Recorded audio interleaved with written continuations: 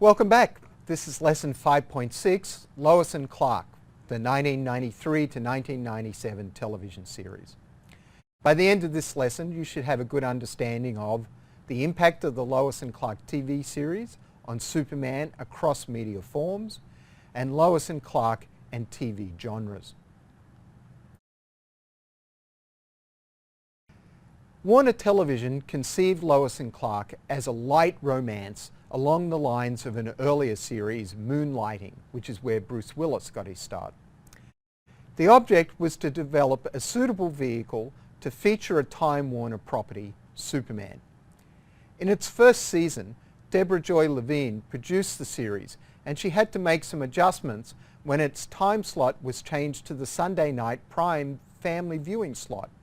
Instead of appealing primarily to women, the series had to attract a much broader audience. In the second season, Warner replaced Levine with a man, and the series took a more action approach. The ratings for the new season dropped. Warner executives consulted fans of the show through internet discussion boards and realized that the Lois and Clark's appeal lay in the romance. With the show losing viewers at a rapid rate, Terry Hatcher, and other series actors made guest appearances on AOL and other internet chat forums in late 1994 to reassure fans that the romance would return.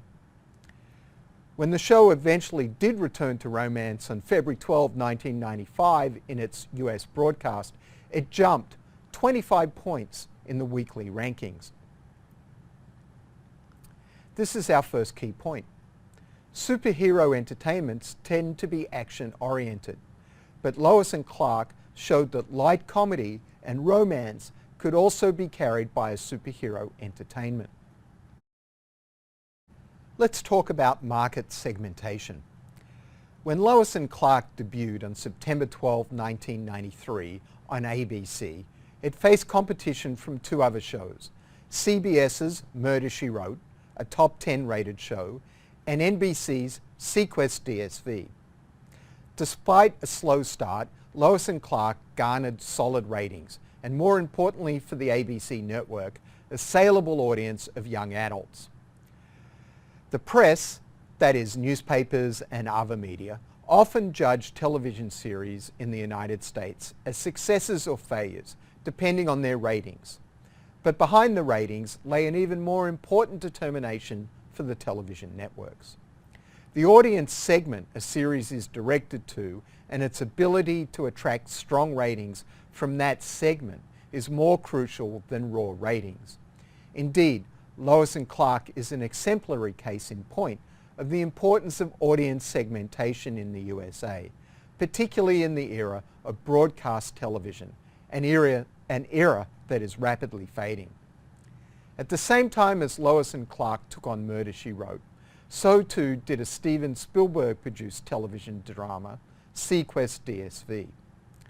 Murder, She Wrote was aimed at an audience of over 50-year-olds, but seaQuest DSV and Lois and Clark were aimed at an audience between 18 and 49, and the particularly lucrative 18 to 34-year-old market that is the prime target for advertisers.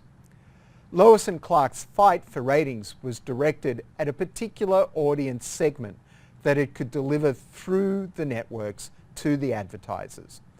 With audience segment as the major target, the struggle was not against Murder, She Wrote, but against seaQuest DSV.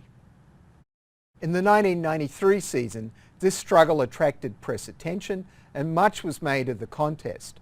At season's end, Lois and Clark finished 64 in the overall rankings and seaQuest DSV 82nd. Murder, She Wrote ranked 9th. In the 1994-1995 season, the rankings were 57th and 65th respectively, with Murder, She Wrote again 9th. The bottom line of these ratings was that ABC could charge advertisers $132,000 for a 30-second spot on Lois and Clark, whereas CBS could only charge $116,000 for the same time on Murder, She Wrote, even though it rated higher than Lois and Clark. Here's a key point. Like The Flash, Lois and Clark had to capture an audience. It did so by aiming for a particular age segment.